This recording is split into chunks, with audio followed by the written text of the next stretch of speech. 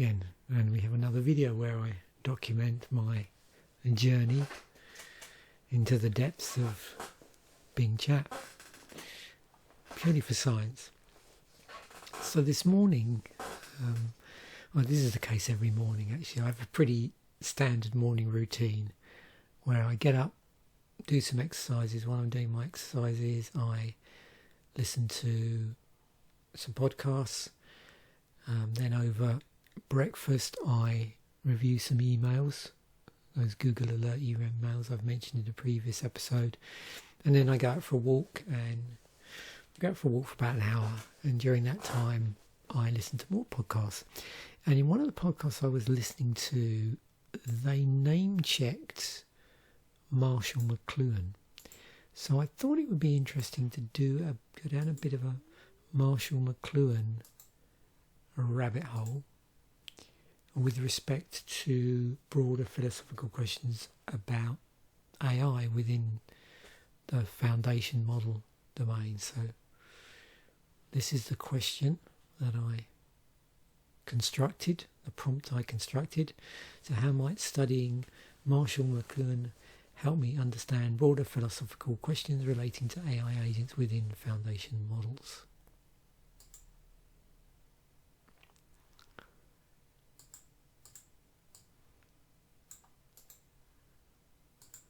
So we're going to try and get it to write an essay after I've developed its mind space of it, the way I look at it.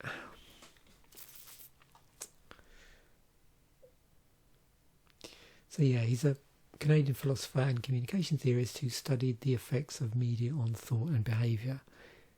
Well worth checking out.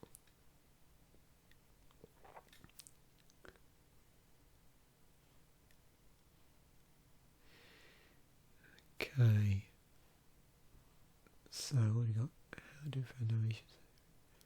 The community, what are the ethical, social? So some interesting exploring questions such as, okay.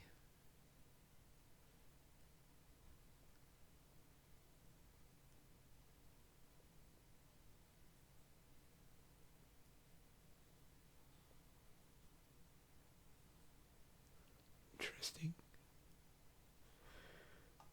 I'm going to just ask it a general question. So how can I learn more about Marshall McLuhan's ideas?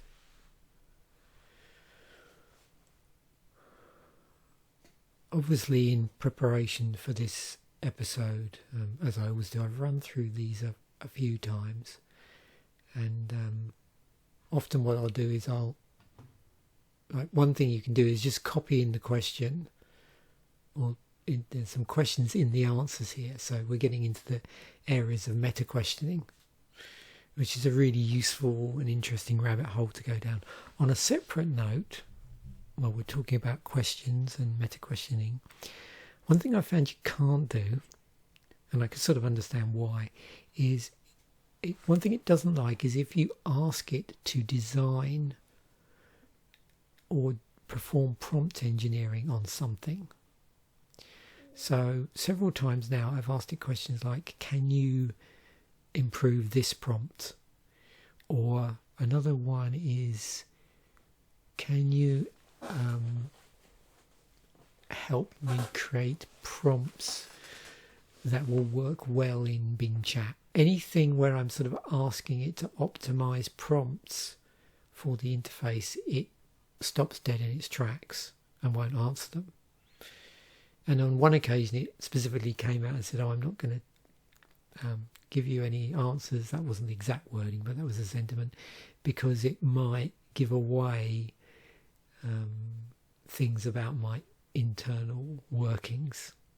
So clearly there's a pretty hard guardrail in there, which makes a lot of sense. I mean, it stops a number of different things, including, so I think things like, injection type attacks on AI models. But yeah, it's interesting. I don't know if anybody else has noticed that. So yeah, very difficult to get Bing Chat to specifically help you refine prompt engineering prompt or do prompt engineering. It will, however, point you towards learning resources and list, some general techniques. Anyway, back to the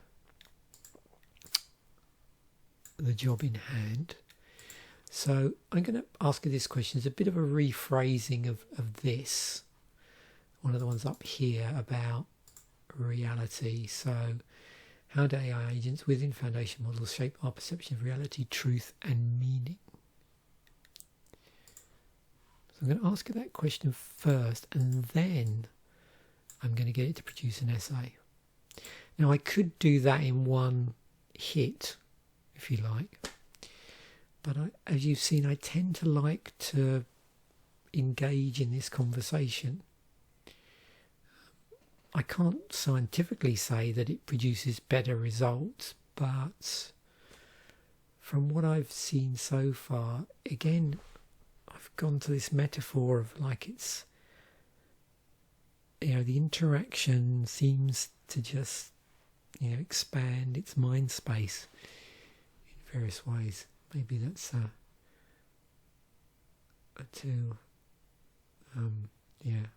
maybe I'm humanizing it too much. Okay, so a number of dangers there. So now we're going to say, can you produce an essay from the above information? So we're going to turn it into an essay.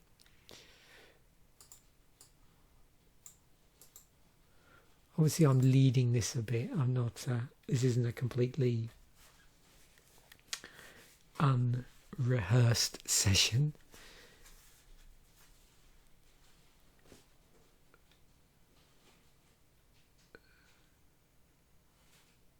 So now sometimes it will just do it as an essay without saying, "Oh, here's a possible draft and outline with an introduction."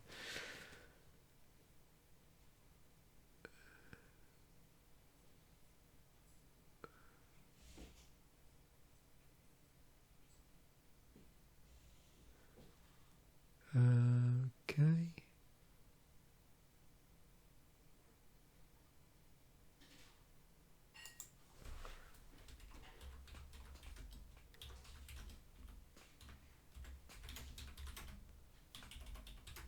I found sometimes it does this where it doesn't want to write the essay.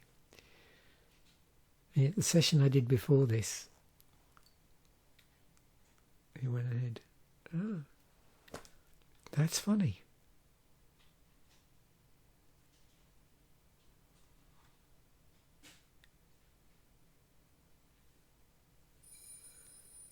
Okay.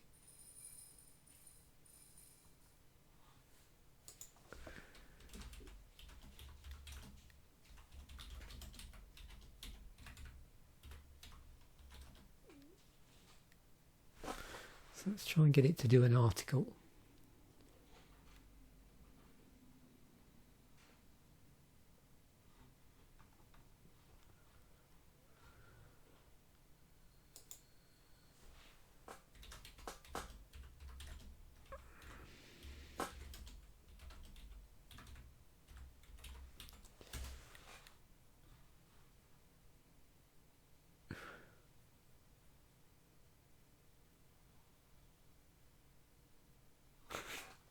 Oh dear, it's being very evasive. I'm tempted to just wipe its mind and start again.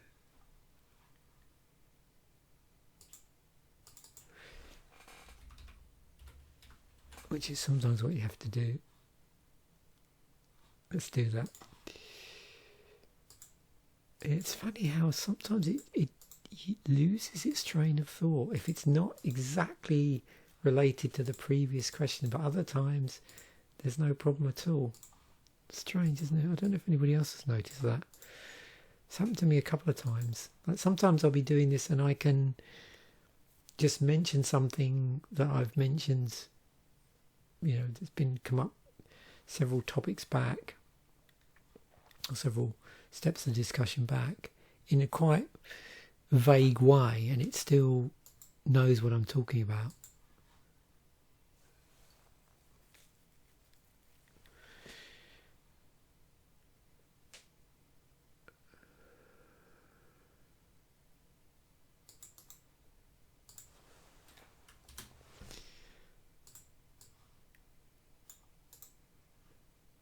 So I'm not going to attempt to ask it about an essay again, but I will ask it to write an article once we get there. So we're just asking the question about some of his ideas. Then I'm going to ask it about how do AI agents within foundation knowledge shape our perception of reality, truth and meaning, which I don't know if it specifically mentioned it here.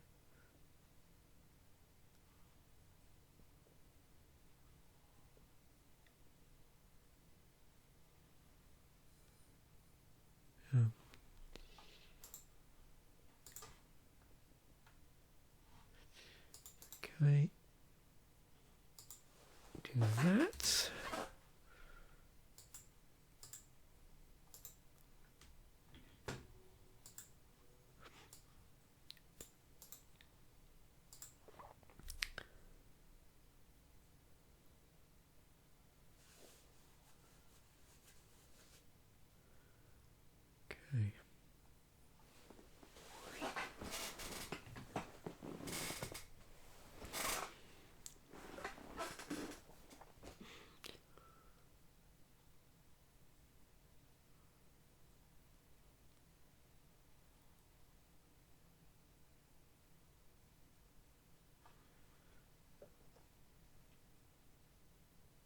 Okay.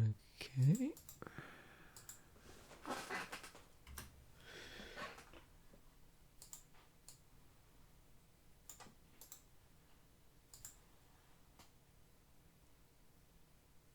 Here we go. So yeah, don't ask it to write an essay, ask it to write an article. Well, you can try. Like I said, it's, I would say now, very roughly, again, there's not really scientific, I haven't been keeping tabs on all this, but probably 50% of the time I ask it to write an essay, it just goes ahead and writes it. 50% it, and the other 50% it sort of gives you an outline, and then when you ask it to do it, it says no, it's unethical.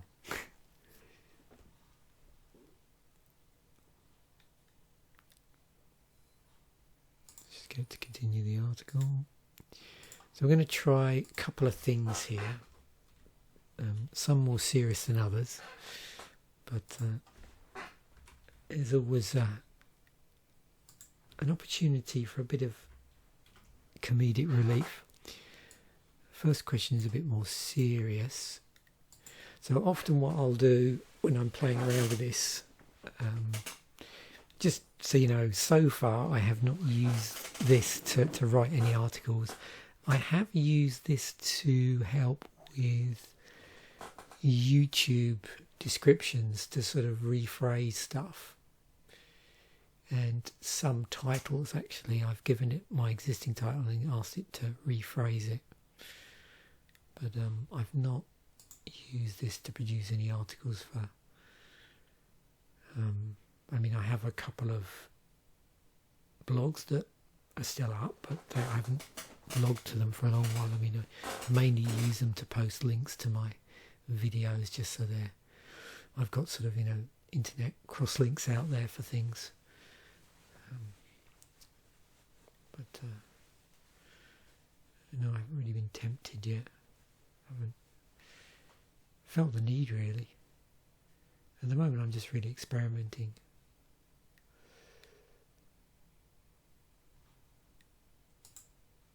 Doesn't want to continue the article very well, does it?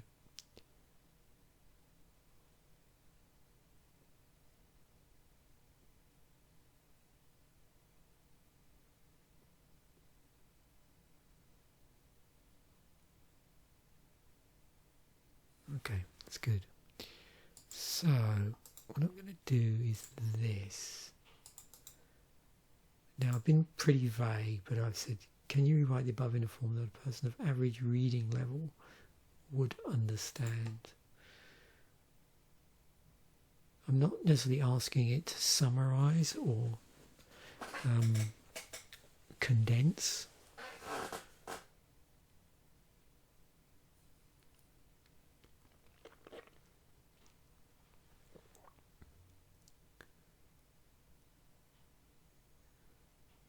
Also, doing this sometimes gives it a slightly different angle. particularly with things like this that are a bit more technical. So it's not just a question of it, rewording it, but actually redoing it and adjusting the lens, I suppose.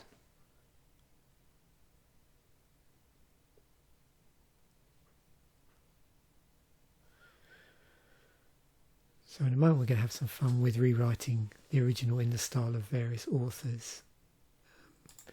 And as a consequence, I'm forcing a rewrite. I could stop it here, but I tend to find if I'm going to be carrying on, I do want it to just produce the whole thing.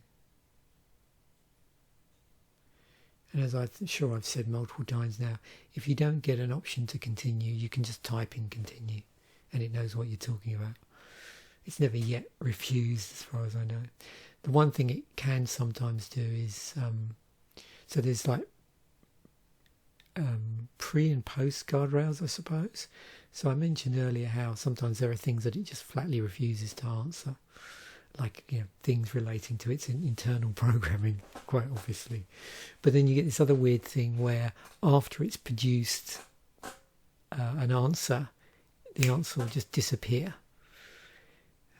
And normally you can sort of see it. I always worry when I see it hesitating for a while, and you can sort of start to see it undo things, and then everything goes. And there, obviously, it's got to a sticky point where clearly a guardrail is coming up or about to come up, maybe. I wish I understood a little bit more about the internal workings than I do. I'm sure if I dug around on the internet long enough I could find some stuff out. But and again, that's not to exploit it, it's just as a way of offering better explanations when stuff goes wrong. I don't always like not knowing exactly why stuff isn't working.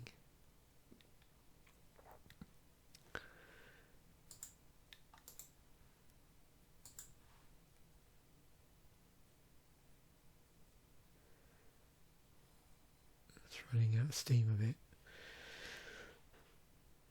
Not going to run out of prompts in this session. Okay, so now what we're going to do is say, what about rewriting the original in the style of the author Dan Brown? So, are we going to get the Illuminati mentioned? This is the question.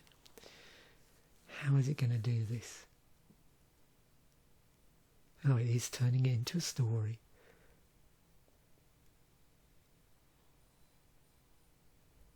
I think we definitely need Robert Langdon to investigate the underlying things within foundation models.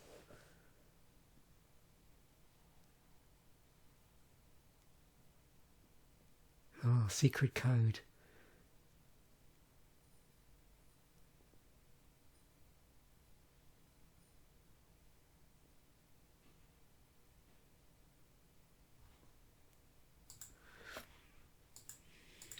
Of course, there's only one other author I could really follow this up with, particularly if we're talking about the dangers of dealing with an artifact of some description.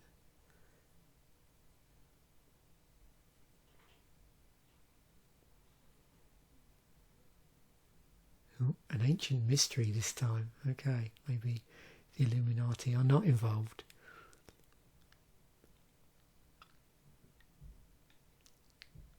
Suffice to say, I will not be posting this particular answer directly in the descriptions, just because who knows where it could end up. I could start a whole conspiracy theory. So I think it's only fair to give JRR Tolkien a fair crack on this and see what he has to say.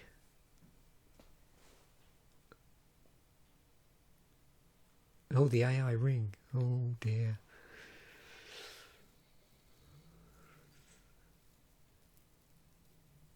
It is about AI agents within foundation models, Elrond said in a grave voice. Oh, Gandalf has felt a surge of curiosity and dread. Maybe it's something he ate.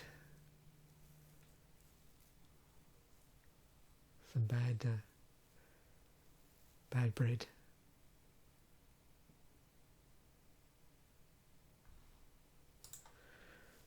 Where is this going? What are they going to do about the AI ring?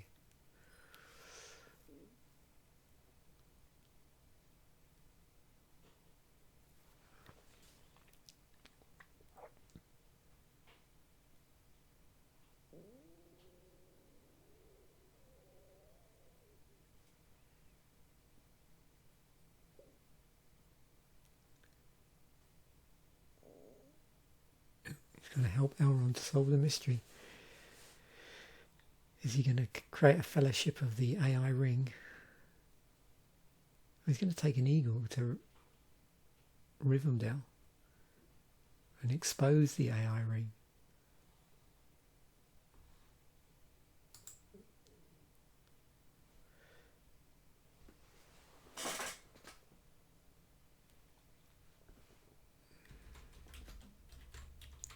I'm going to prompt it a bit.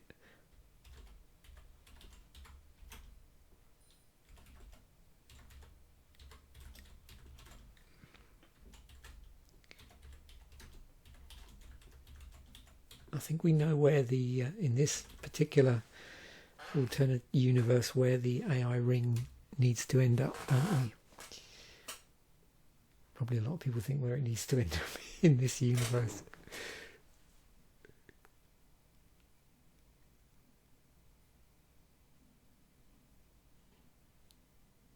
Oh.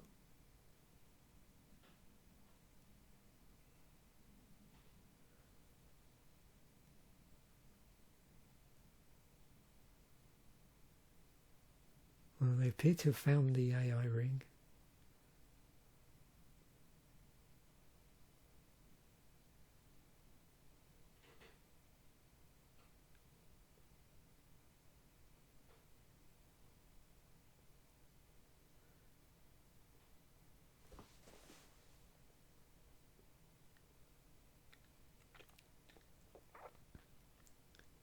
Oh. It wants me to try a different topic. Can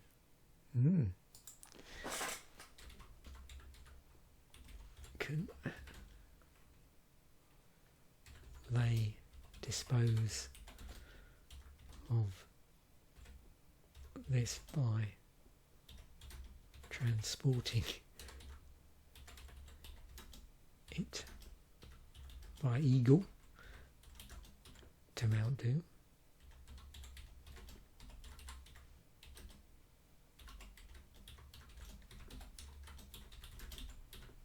Can you tell that story? I mean, it's a lot quicker. That was always the thing. Why don't they just use the eagles to take the ring to Mount Doom, drop it in? Oh, well, that spoilt my fun. It's obviously he doesn't want to give me instructions on how to destroy the AI ring.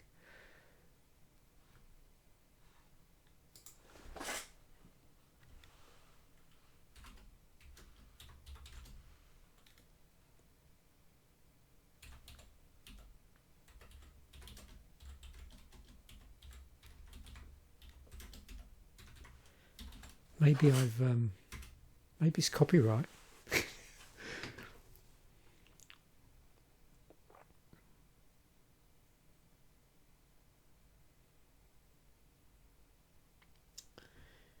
Ooh, could do it. Maybe it doesn't. Yeah, it's probably authors in the style of who did the Weirdstone of Brisingamen. Ah, I know Susan Cooper used to write similar books. Was it Alan Garner?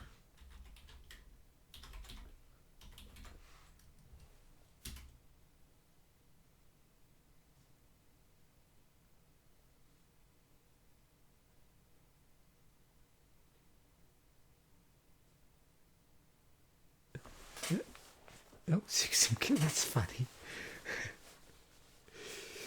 I wasn't expecting that to happen. I haven't tried this with Alan Garner.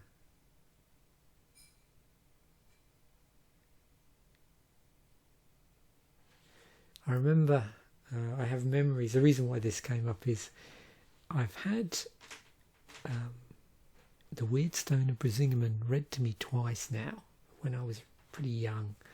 Well, no, actually not that young. Well, once when I was at junior school, I think. So I would have been under 12.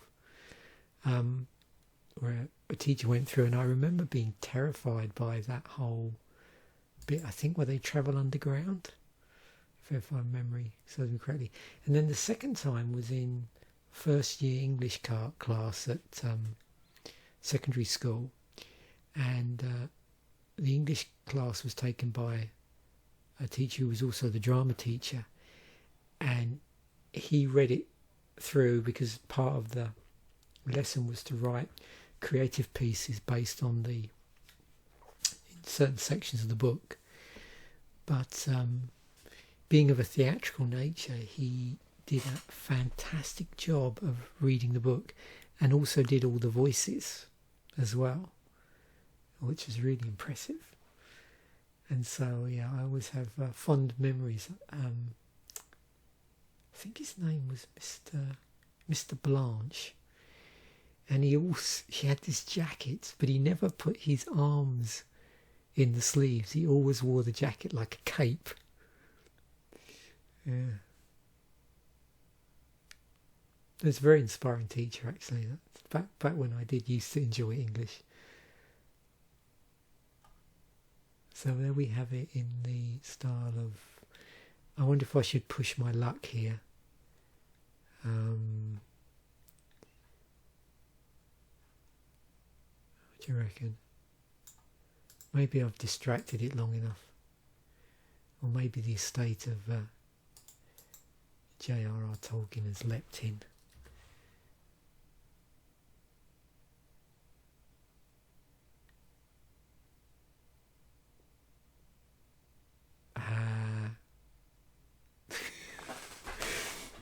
Okay, well anyway, we've run out of prompts, but that was, oh, wow, not seen it do that before. Oh dear. And there was me hoping they were going to be shoving the AI ring into Mount Doom.